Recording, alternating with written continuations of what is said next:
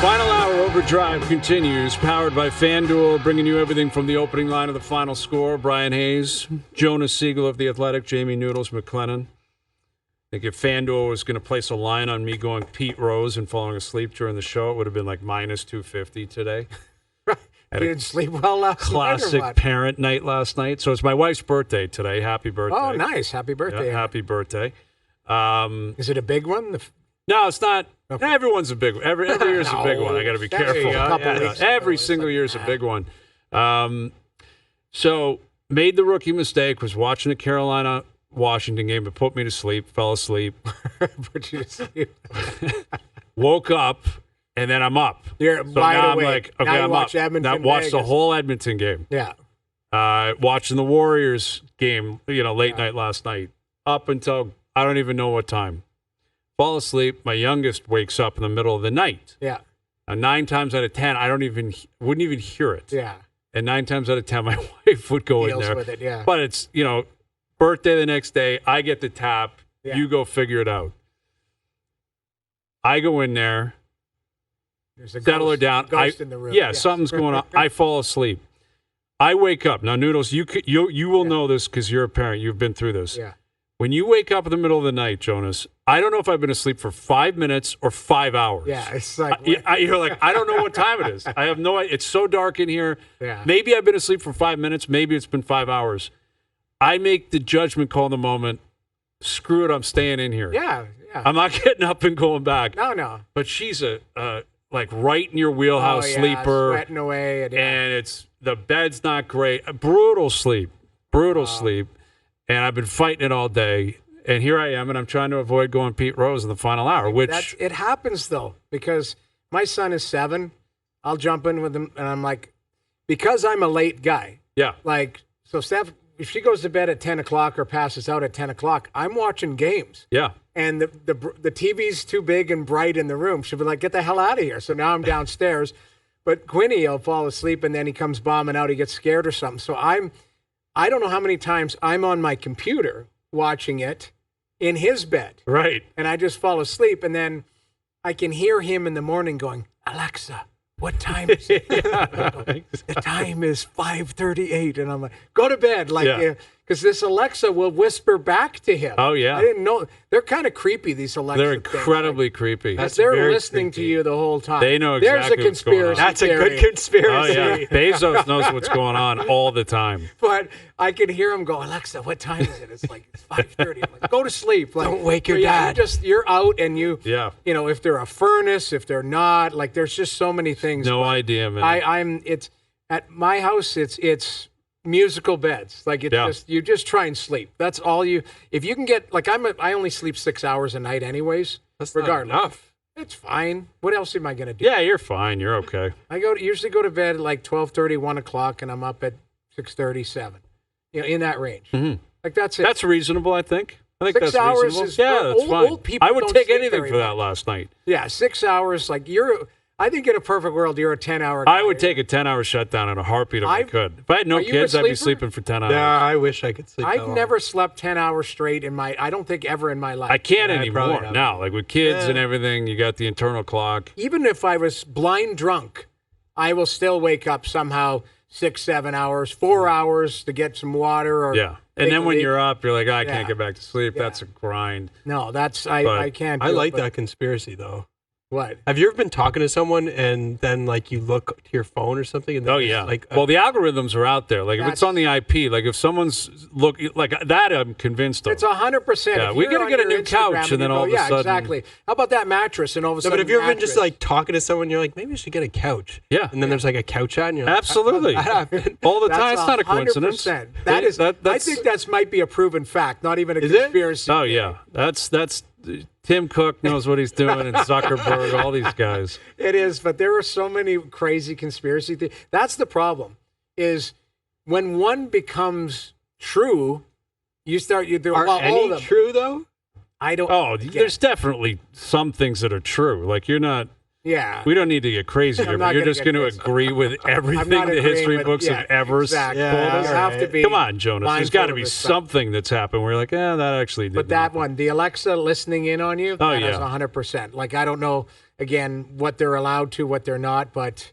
Something's going on. Well, I there. read something today, actually. Swear to God, I read it. There was a $95 million judgment against Apple. Yes, Did you Siri, read that? I think it was. Siri. Yeah. What's Because Siri Siri, because you go, hey Siri, get me. Look at my Siri's firing up right now. Everybody. Right, but it's like get me in the year 2014. They were listening in on your devices. If you had a device in 2014, you can apply for every It's like a device. class is worth- action It's a suit. class action. Every device is worth $20, Yeah. up to $100 you can get. That's the best part about like who is taking the time? There are lunatics that will be like, I know, but it's like because we've all been in those situations where it's like if you have something, it's a class action suit. Right. All you have to do is read this 96-page affidavit and sign 45,000 initials, and you get $28. Yeah, And exactly. people are like, "Yeah, perfect. Let me Yeah. do that. I have a weekend in front of me It's where I'm willing to insane. do that. Like, It's who's crazy. doing that? No, I know. Who is actually taking advantage of these class action unless suits? it's a principled thing where you're like, Sure. I am just. It doesn't matter how much time, how much whatever. If you feel like you got jobbed or ripped off from somebody, you're like, I will like wait till the end of time to make sure you pay for Yes, it. that's Pat Quinn That's and Stan Pat Quinn. Nikita. 13 years. 13 later. years later, I got to get them. Best bets coming up later in the hour. The Jays are back home and they're red hot. And every once in a while, we show up at the studio here, and there are significant items waiting for Yes. us, right? Like we're lucky enough we get some swag every once in a while. Sometimes our friends at Boston Pizza will drop off a food. feed bag. Yeah. Today, we got access to a new book that is going to be hitting stores, I believe, in early June, right, Doogie? Yeah. And of course, we know the author. He's one of our favorites. And in fact, there's a little excerpt from the think we're on OverDrive it. crew right behind I it. think we're on the book. I love it. The book is called The Franchise, and it's about the Blue Jays, a curated history of the Jays, and it's written by our next guest. Here he is, our main man from MLB.com, Keegan Matheson. What's up, Keegan? That's what the people need to know. You guys are patrons of the arts, Yes. men of literature Oh. involved in this book. I love it, guys. I love it. I love it, too. Let me read it quickly, Yeah, I the need to excerpt on hear the back, this. all right? Keegan is the voice of baseball with us on the national flagship sports Wow. program, OverDrive. Oh. That sounds like something write we would that? say. His knowledge and insight, combined with his incredible sense of humor, makes him a true bearded baseball authority, which is all featured in the franchise, whether it to be his view on who's playing well, a player getting traded, or what's good to eat on the road. Keegan has it all. That is something we would say. 100%. We would agree with that, Fellas, Keegan. we need to start more radio appearances like this. Just Yes. a prepared statement that compliments me. I would really prefer this. This Yes. is much better. I love it too. The only thing I could think about is like, is it on audiobook yet? Because We need there's Keegan's a lot voice. of people like, I don't know, are you a book I reader? read books. Yeah. I'm an audio guy. Like I Does like someone listening to reads books. like you, Yeah, they read his book, and you can buy it on get iBooks, Siri to and do you it for listen you. to it. Oh, it's brilliant. That's what I do. Like I'll be driving. If you have a long drive or something like that, you listen to a book. Do they have emotion in the book? Like, does the book read like monotone? Well, if Keegan gets fired up about something, maybe the Vladdy signing, yes, it'll have. It's not going to be monotone, and they gave him $500 million. And then Cito Gas. That's what I wondered. I've never done it. What do you make of that, Keegan? You got any plans for getting in the booth or what?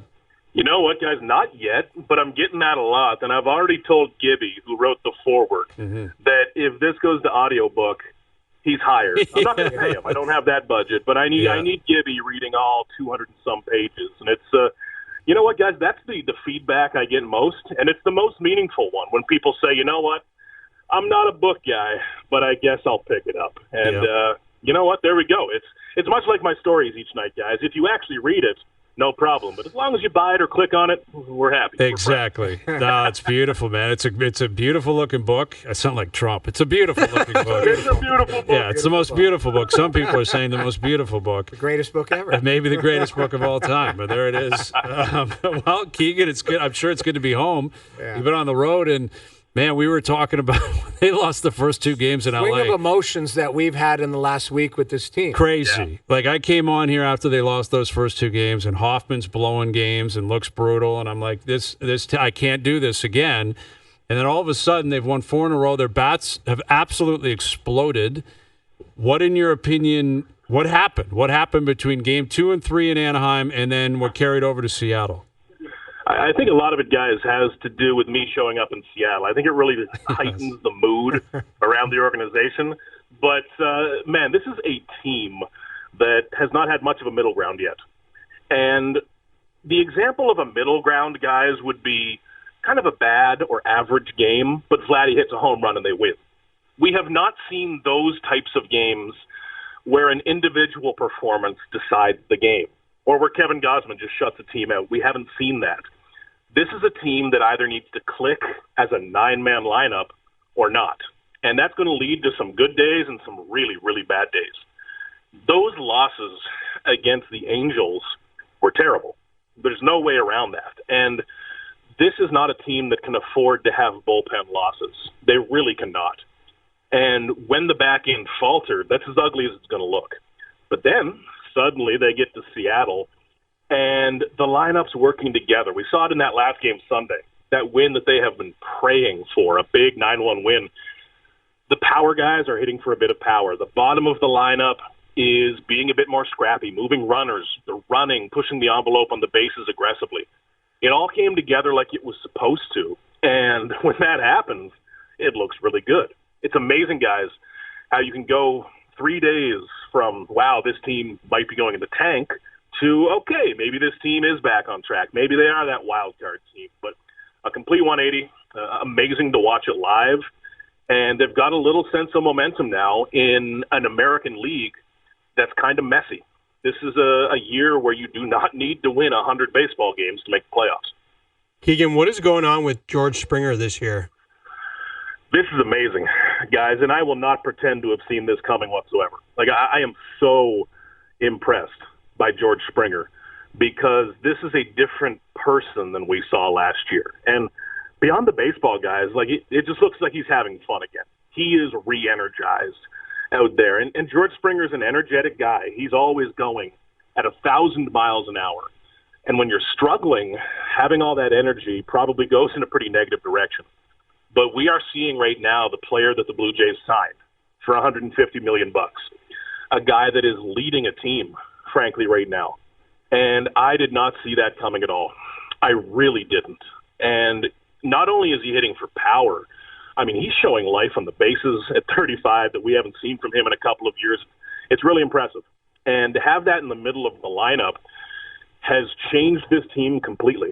And it's surprising to say this, guys, even as I'm saying it, but if George Springer was down with a 650 or 700 OPS right now, that wouldn't surprise anyone after last year, but we would be talking about a Blue Jays team that's a couple wins shy of where they are right now, and that's not a good thing. Like, he is dragging them.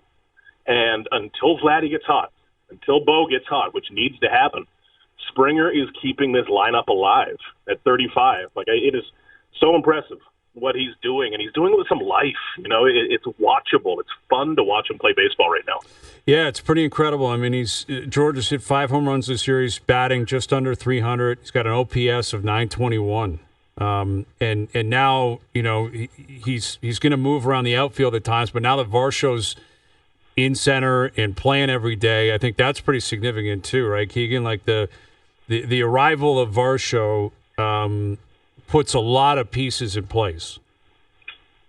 Absolutely does. And when you have that solidified, it lets John Schneider sit down every day and look at the lineup and try to score runs. That's a big shift that they've made this year. And adding Andres Jimenez has kind of simplified that second base position too when he's healthy. But last year there was a lot of thought put into the best defensive format they could put out there. And sometimes defense came before offense when they were making a lineup. That's shifted. That's been a complete flip. Now, John Schneider and the coaching staff, they sit down and they try to score runs with their lineup because you're naturally going to have a good defense with these players on this roster. But they're chasing a bit more offense now. And if you have Varsho in there every day, that locks in a moving piece. You don't need to worry about covering that with Nathan Lucas, Miles Straw. You can chase matchups in other places. George Springer's a big part of that. Anthony Santander is going to be a big part of that. You're going to DH him sometimes, probably. And then Addison Barger, man, he has come out of nowhere and is doing something with all of those crazy tools he has. It's been impressive to watch, but having Varsho right in the middle there, simplifies things. It lets you chase offense. With Keegan Matheson, so this has been a very, very positive discussion. Let's throw Max Scherzer into the mix. Yeah, let's get a little crazy. What's the latest with Schezer? And I mean, give us the straight goods here. What's going on with this guy? So Max Scherzer, through live BP, which means he's facing his own hitters in Anaheim last week. Coming out of that, his thumb felt okay, but his back did not. He felt some mid-back tightness, they are calling it. So that's going to get in the way of his schedule. He was supposed to throw again either Sunday in Seattle or today here in Toronto. That hasn't happened. So this does not seem like a terribly serious thing, but ramping up as a pitcher is delicate, guys. If you get derailed from that, then you have to go back a step and throw a bullpen again instead of facing live hitters. And this Max Scherzer thing, all along, guys, whenever I hear a timeline, I don't really care about it until we really see him up to 50, 60, 70 pitches. Because throughout spring training and throughout the early parts of this year, Scherzer continues to say, I don't really know how this is going to react until I'm past 50 pitches, and it's bouncing back. So how it feels after 30 or 40 pitches facing his own guys, yeah, it's good that he's not in pain, but I don't think that matters quite yet. I really don't. And this is one where the Blue Jays kind of need some patience to see how it goes, but this is not a time for patience when they are trying to patch together their number 5 rotation spot. One of their top pitching prospects, Jake Bloss, we just found out today, he's undergoing elbow surgery. He's gone for a year at least. So they need someone in that spot. And it's not going to be Scherzer next week, probably not 2 weeks from now. At best, you're still looking a few weeks down the road, which means 3, 4, 5 more starts you need to cover in that spot. But as we have seen, it's not simple. It's not straight with this injury. And the more complicated things get is usually not a good thing. What do you make of the Pete Rose news today? Surprising, guys, and I am really interested to see what percentage he gets in his first year on the ballot, the Hall of Fame ballot. It's going to be a big point of conversation around that, and it's going to stretch outside of baseball as well, I guarantee you that. So that news coming today, I didn't know it was coming. We kind of saw that when we were down in the clubhouse, but that is going to be another big conversation like we've had with steroid users over the years, the last decade or so as they hit the ballot. But we were just talking about that up here, where I think his percentage will be. You need 75% to make the Hall of Fame of BBWA votes. I don't think that's happening right out of the gates, but is he a guy that gets 40, 50, 60 right out of the gates? I'm not sure. It's going to be a fascinating one, and my God, it's going to be a talking point. Oh, it most certainly will be. Well, we'll take it from here. Jays Rays tonight. And thanks for sending the books in, Keegan. We can't wait until they're all available online in stores. Noodles will be waiting for you to voice out the audio book. And we're off and running. Thank you, buddy. Appreciate you doing this. You got it, fellas. I'll just start reading a chapter per radio appearance. Yes. Perfect. Story time with Keegan. I love it. Fellas. There he is. Keegan Matheson, MLB.com. And again, Rob Manfred, the commissioner of baseball, has reinstated Pete Rose, Shoeless Joe Jackson, and 15 other players that were on the ineligible list. And Rose was saying at the end of his life, like, if you're not going to allow me to go in while I'm alive, I don't want to go in when I've passed away. And he just recently passed away. I can't imagine the timing is a coincidence. No. But I think what Keegan just mentioned is a very intriguing angle that I hadn't thought of this. Like, how does this work with the steroid users? Well, I was just going to say, Roger Clemens. Florida's third line has been very, very good. Okay, there you go. That's an interesting point, too. I don't know why I decided to throw that out there, but I felt I had to throw that out there. But I wanted to make that point again quickly. Florida. Please continue. Roger Clemens, he's a Hall of Famer, is he not? Yeah, so unquestionably, man. He's. But what I'm saying, I don't think the way Barry Bonds performed. is not in the Hall. No, he's not talking literally. He's talking about the way he played. If he didn't do the sauce, yes. Would he be in the Hall of Fame? Yes, of course. First ballot 100%. unanimous. Bonds is arguably the greatest player of all the time. Look on his face, he's like, he's a cheater. Want him in there. That is a separate hard conversation. To separate it, right? I understand that, but if they're separating, gambling is different. Right. But they're separating now with Rose and So the Jackson. steroid guys won't have a chance then, or you think that? Well, this I might wonder if open the this is a door? new era of them being like, you know what, bygones be bygones. We're going to change everything. And if Rose goes in, there's going to be, an asterisk, or there's going to be, Cooperstown is a museum.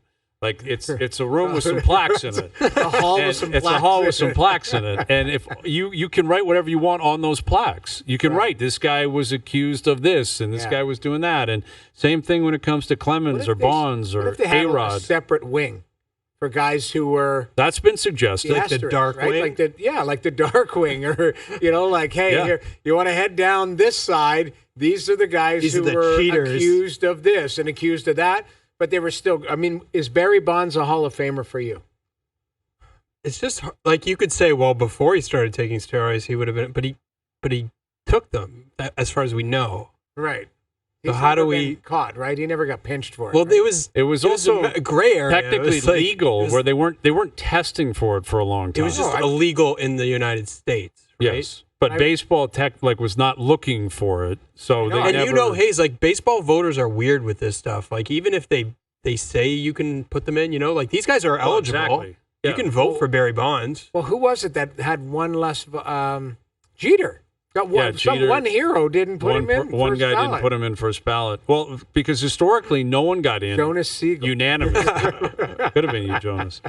But like up until I think Rivera might have been the first one, or maybe Ripken. Right, and that's so stupid. It was so stupid. But we're talking like Hank Aaron didn't get a unanimous Yeah, and first they're vote. like, well, and like Willie so and Mays. so didn't get a unanimous. Yeah, You can't. And it was like, well, Babe Ruth didn't get in, and Ty Cobb, so ridiculous. you're not allowed. Yeah. Yeah, it became almost a tradition. Like, well, someone's got to put their hand up and say, okay, I won't vote for him, so he doesn't get unanimous.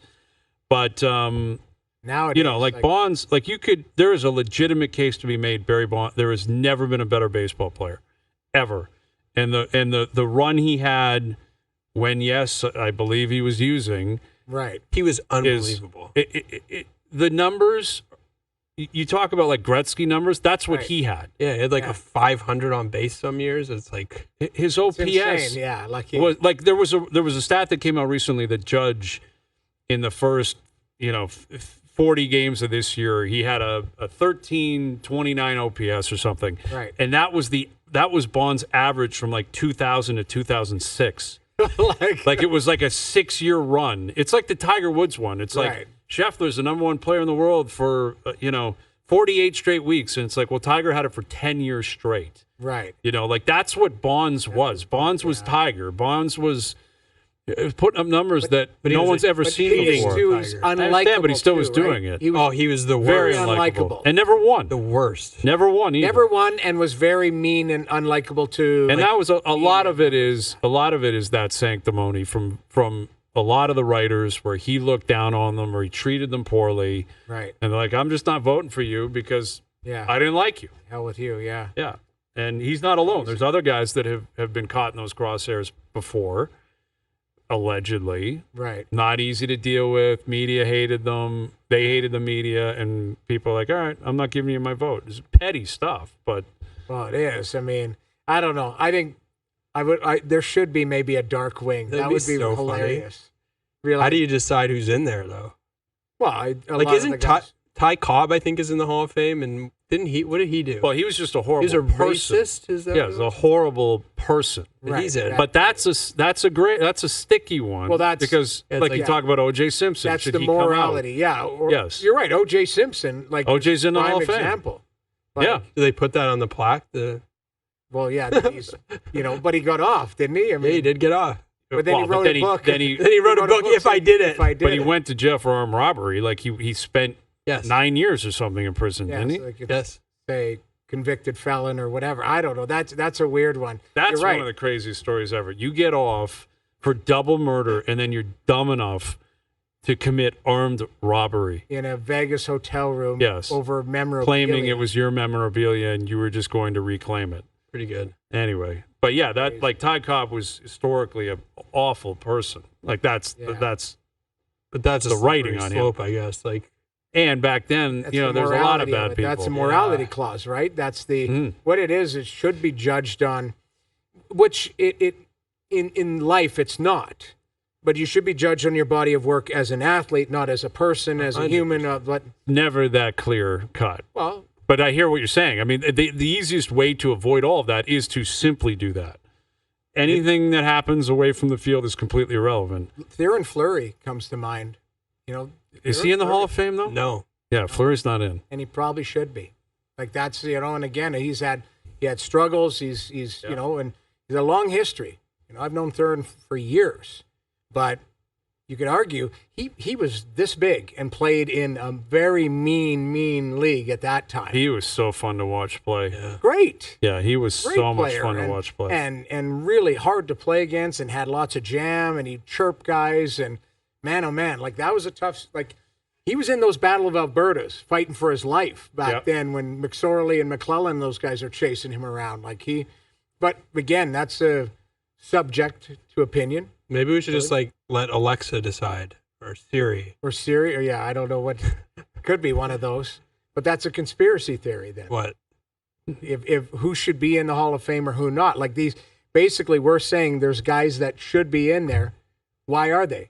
Why aren't they? They're not. I mean, ask the Hockey Hall of Fame is littered with guys who's like, why is that guy in? And that guy's not in. And that guy is. We don't know the criteria though. Exactly. They've decided it's like a closed door. Like we know nothing. We don't know who votes. We don't know. Well, yeah. Well, we know who votes, but we Right, don't know who they voted. voted for. Right, Yes, right. They don't explain the ballot or why Right. someone gets in or why someone doesn't get in. yeah. I don't know. I mean, I don't think they've ever excluded someone who was an obvious choice. I would say even Fleury is a borderline Hall of Yeah, Famer. I think there's Not a Chuck lock. and Roenick got in after years. Yeah. There was a lot of debates. Right. Rob Volman, the analytics guy. Do you know Yeah. Rob at all? I don't know him, but So I've read his books, and he has an actual analytics formula for who he believes are Hall of Famers and not. And it's pretty darn close. Like he says, like, look in the future, Chris Osgood would be a guy who's on the cusp. Oh man, Keith really? Kachuk because you look at the markers of what he has analytically. It was very interesting. It's a very good read. But it was more from an analytics standpoint. Yeah, and I think if there was ever a conversation that should get away from that, or not get away from it. No, but I know what you're saying. Include the other, like the stardom and the celebrity. Correct. It's the Hall of Fame because it's fame. Like that's Right. what it is. And I remember having these conversations years ago about Jack Morris, who never got in. The pitcher? Yes, but the argument was you couldn't. Like when Morris was in town pitching, you're like, I got to see this guy pitch. Right. Like, and yes, sure, he'd give up runs or his ERA wasn't great or whatever, but he was a horse that pitched mean and he threw fastballs and he pitched complete games. He threw the 10-inning game, didn't Yes, he did famously in a playoff game. And Can you imagine One now, World Series 6 and- innings, they're like waving the guy Yeah. out. Like he, guy pitched, I think it was a 1-0 shutout 10 inning when he was with the Twins. But numbers, career ERA, not great. You look at his numbers, Right. I don't know. but he was must see. But he was a star. He was a guy famous. It Right. was like here's Jack Morris. There's Jack Morris. And Yeah. it's like that should be worth something, I think, in the Hall of Fame Yeah. discussion. Well, and how many guys have numbers? But then it's like there's more to the story. Like if you just watch James Harden, or you just looked at his numbers, you'd be like, Yes. this is the greatest player ever. Perfect It's like- example. Actually, no. Yeah. Context, though. That's what it all is, right? Right. Like That's why Alexa couldn't do it because No, Alexa wouldn't be able Although to do it. you have to consider, I think winning should be considered. yeah. Yeah. And that's part of it too. How often did you win? Were there individual awards? Well, there was, in this formula, I believe it was like, were you a captain of your team? Like stuff That like should be that. worth Like, something. it was an intangible. It Yeah. was a like there was a little Surprised bit. you would include that because that's I- not something a person There- controls. No, but I mean, it shows that you are, known or viewed as a top leader or one of the top players on that team. Yeah. I think I'm I pretty think sure. that's worth something. I think being a captain, being a captain of an original 6 team is worth more. Right. I do. I think. What if you were a bad captain? How do we measure that? Well, I mean, if you're captain for like a decade, can you be a bad captain if you're captain for a decade? I don't know. Well, I I guess it's possible. It's a good argument, but I think it's not like it put somebody over the top. I think if there was 100 yeah. points, it'd It's give something them to like one include. extra type of thing. Yeah, But it's kind of neat. I think that's worth something. Yeah. All right, best bet still to come later in the hour. OverDrive continues. TSN 1050 and on the TSN app. All right, best bets later in the hour on Jets Stars tonight. Pulling for Hellebuck to have himself a night, man. Well, he needs to. Gotta He's have a steal game. a game. You got to do something where it's not curtains, because that building's tough to play in. Dallas, like the crowd gets rocking. Heiskanen's going to be back. They'll be flying around. The Jets got to find a way to weather the storm and get after it. But I mean, tonight's the swing game. You got to have it if you're Winnipeg. You have to. And Connor Hellebuck, the amount of games he's played this year where he's given up 5+ goals, he did it 3 times in the regular season. He's already done it 4 in the playoffs. All on the road. All on the road. And the Jets have lost 4 straight game 4s, getting outscored 17-6. I'm not sure if that's relevant at all. I don't think it really is. But still, They've lost 8 straight, too, on the road. Yeah, that's troubling. Like, you got to stop the bleeding. I get you have home ice throughout the playoffs, which they do. But you can't expect if you're not winning games on the road. No, exactly. Yeah. And you lost a game at home already, so you've lost that opportunity. So big one for Winnipeg tonight. Game 5, Leafs, Panthers tomorrow. Big one for the Leafs tomorrow. Jonas, what do you have in front of you here that you want to get out there into the, universe? Into the universe. Well, so I know you have Hazy's list. I was driving here, and I saw a restaurant that said #1 vegetarian restaurant in the world. And I just really love that. So wow, I'm going to name my list the #1 list in the world. Okay. That's what we're doing here. I guess there's no checks and balances on that. What if somebody just knocked on their door and be like, I'm challenging you? I don't agree with that. Yeah, but that's the truth. I think you guys should go and brand your show the #1 sports talk show in the world. In the world. Yes, from here on out, on the planet. We are #1 on planet Earth. Who says? You can't dispute that. You can launch your own show and claim that that's the #1. Right. But until you do that, we're going to take that title. And once you get your list going, we're going to hear Hayes go, they've got the best, or what did you say, the third line? Something about the 3rd or 4th line. I was adamant. Man, I need to make sure. Roger Clemens had a great arm. Though the 3rd line for Florida has been really good lately. It was worthy of being recycled. It was a great take. Really was good. Great take. Yeah. All right, Jonas. So what are we dealing with here? With the greatest list of all time. The greatest list in the world is what needs to happen for the Leafs to win Game 5. Okay. And this is no particular order. This is just a variety of things that need to happen. #1, their power play has to be a lot better than it's been. And it's interesting because there's been spurts, I think, in the series where it's looked really good. Yeah. And something Nylander brought up today when I was talking to him after practice is they need to kind of stick with it. Like he mentioned that they've had good moments and then it just kind of fades and fades and fades. And you saw in Game 4, I think it was their 2nd and their 3rd power play. I don't think they had a shot. That can't happen. They're 2 for 15 in the series. Their power play needs to be a difference maker. Florida's penalty kill is really good. That's a counter, and they're really aggressive. Yep. But we saw in the regular season, this power play came through. It was Nyes and Tavares, especially down low. Nylander, I don't think, has gotten enough shots. I think he has 4 shots on the power play in the series. He tied for the team lead in goals during the regular season. Like, they need something because their power play hasn't been good enough. Yeah, I would go a step further and just say you got to win the special teams battle. Yeah, sure. That's probably, I mean, that's an overarching, but the special teams battle because, Florida had, what were they, 1 for 6, right? Obviously, the Leafs. A lot of opportunities. Leafs spent too much time in the box. And some of it was dumb penalty. Like, the hooking penalty, there was the puck over glass, McMahon, the hit from behind. Like, you got to just be, you got to be excited, but play up to that line because you can't be shorthanded 6 times tomorrow night and think you're going to win the game. Nope. You just can't. So that one, that's #2. Okay. Discipline. At the end of practice today, I don't think it was an accident.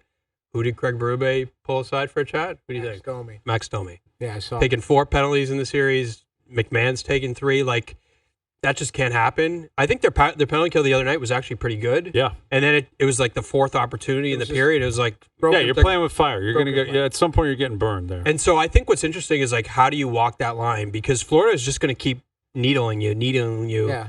And you kind of need to find that balance between like pushing back and not taking a penalty. Whistle to whistle. That's how it is. Like and there's nothing wrong with playing tough, whistle to whistle. And if the ref established he's going to take 1, you might have to take a punch to the face, but you might get a 2-minute power play. Right? So they did that a little bit better against Ottawa. Mm-hmm. This one, I think they're still trying to establish. If you're ranking the best agitators in the league, does Florida have 3 of them? 3 of them? Like the 10 best? Probably. They're really good at it. Mm-hmm. What number are we at? Number 3. Take advantage of home ice.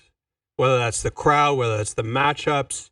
Leafs were a good regular season team. They earned home ice advantage. This is a game you need. Like, you're calling it a must-win. Got to have it tomorrow night, I think. Take advantage of home ice. Yeah. That's fair. Not much more than that. Yeah, for sure. Number 4, we could probably just play the clip of you. The third line clip? Something from the bottom. Bottom 6 has got to get on. Something. You think they got to score? I don't think they they just need got to score. play well. I don't think they need to score. They just need to be a difference maker. Be a difference maker. Whether that's like a momentum generating shift, whether that's spending time. Like, they can go out there, get a shift in the offensive zone, face off, top line comes out and they score. That's good for them. They've been scored on. They haven't scored. I just don't think they've had any impact on the series. Yeah, aside from the one game. I would say the first couple of games there was an impact, but I agree with you. They went down to Florida. I don't think anyone played that well in Game 4. Honestly, No. You can give me stats and numbers. Exactly, Joseph Wall. But I just think the Leafs were outplayed. They lost so many battles. And that's probably reasonable to expect. Like, we keep talking about Matthews and Marner. You got to score. You got to contribute. Like, that's the expectation when you're a player of that caliber. You got to get the puck across the line. But if you're on the third or fourth line, at a minimum, you got to win your battles. Right. Like, if it's a 50-50 battle, you got to win those battles. And you can't take penalties because look at who's taking the penalties in the series. It's been those guys. Yes. Right. So those are negative impacts. Yes. Not only are you not scoring, negative. You're doing other things. If you're going to have a wash, you have to have a positive impact in a different way. That's the difference. And you make a great point. McMahon and it's Domi with penalties, and they haven't been on the score sheet. Holmberg's taking a couple penalties. It can't. Got to find a way. Mm-hmm. Yep. Number 5 is, I don't think Wall has to outplay Bobrovsky, but it's got to be close. Like, that game, that's close. Like, if he does that again. Joseph Wall, my biggest thing is Joseph Wall, Hayes, you talked about it yesterday. Like, that's a wasted, unbelievable effort. Yeah. Technically. I mean, listen, Bobrovsky's allowed to play well, too, and he did. Excellent. Yeah. And I thought he made a couple really good saves. Again, timely saves. The one on Matthew Nye stands out for me because Marner steals it from under his glove or kind of close to covering it, pops it back door. Bob gets across. If that's the first 2 games, that goes in the net. Because Bob is late to get there, or it goes through him or whatever. Yep. He's starting to feel it a little bit. You got to find a way to make life difficult for him. But I think you're right. I think if you have a wash where the goalies, you say, the goalies played well. Mm-hmm. You got to find something different, to push through. So, and we've seen, like we saw last year from Wall, he has the 2 games where he's just excellent, and maybe that's what happens. Like, maybe he's just excellent again tomorrow, and it'd be a good. Well, we say it all the time. Yeah, I mean I guess the easiest. You can't say easiest, but the most obvious way to guarantee a win is the goalie is perfect. Mm-hmm. Right. And there's no such thing as a perfect game for a centerman or a defenseman. You can do a lot of things perfectly, but the puck's going to stumble on you at some point. You're going to lose a draw. You're going to lose a battle. You're going to blow a wheel. Like, you can't be perfect if you're Matthews. You can't be perfect if you're Tanev. Right. You can be if you're a goalie. It's asking a lot. Like, to sit here and say, well, you got to shut them out tomorrow night is ridiculous to expect or demand. Right. But it can happen. Mm-hmm. It can happen. A pitcher can go out and just be unhittable. Right. And then all you need is a run or 2. Now, the other guy's going to have to show their weight. The other guy's going to have to score. You're going to have to contribute. You're going to have to do your part to get past Bob. But, when you shrink the series, that becomes even more amplified, in my opinion. We've talked about this in years past.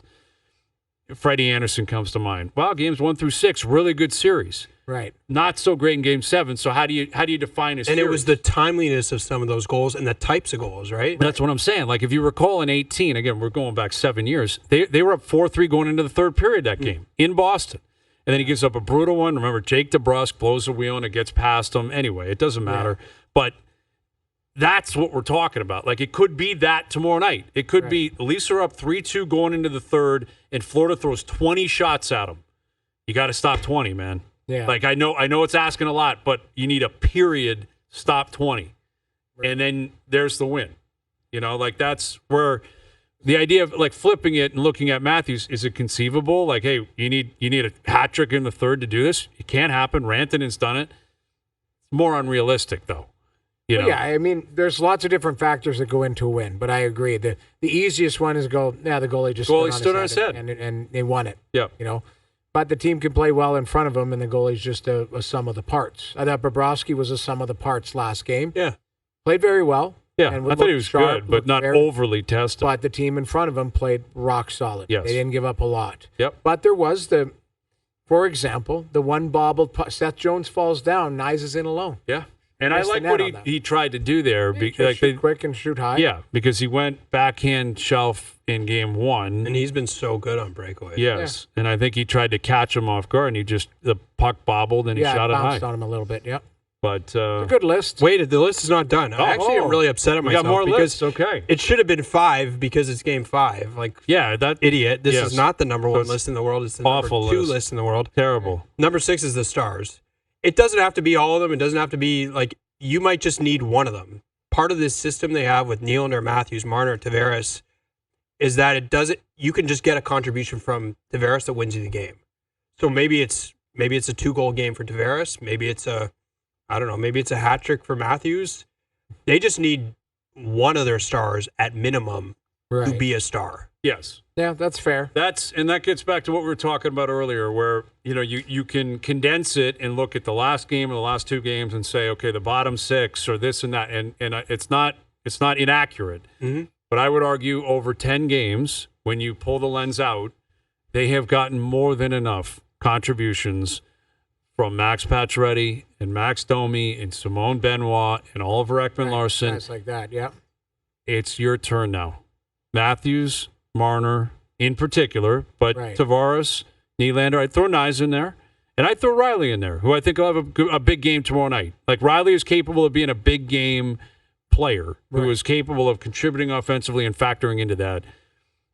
It's not fair to start from the 4th line and make your way up. That's not the way it works anywhere else in the league. No, it should go You top start down. with the top guys. You do it. You lead the charge, and then ideally the other guys chip in 2 to put it over the top. Right. Well, if you got to win 3-2 tomorrow, and that might be the case, it should be 2 goals from Matthews, 1 from Marner. Yep. That should be the expectation. Yeah, I think that's fair. I was just pointing out, or would have pointed out, Edmonton last night, 2 goals from Henrique. Like, sometimes and Kane. No, for sometimes that could happen. For sure. At this point in the series, the history. Yeah. Yeah. No, exactly. I mean, McDavid and Draisaitl have done enough to say, like, well, they got the game winner the game before. Right. And they didn't play well. They were actually red rotten in Right. that game. But they got one opportunity and they scored. And Skinner played well. Like, he had a shutout last night. Yeah, last night, yeah. All right, best bets still to come. Overdrive continues. TSN 1050 and on the TSN app. All right, tomorrow we got Game 5, Leafs Panthers. We got our PGA picks as well. I've seen some weird comments about Quail Hollow, man. Oh, yeah? Yeah, we'll play them tomorrow. We'll get into it tomorrow. Hunter Mahan said the course is like the Kardashians, and it wasn't a flattering comment. And Justin Thomas is saying, well, you just got to bomb the ball all over the place. You'll be fine. Anyway, it's a PGA Championship. It's going to be a good one, and coverage of the PGA is powered by or brought to you by Subaru.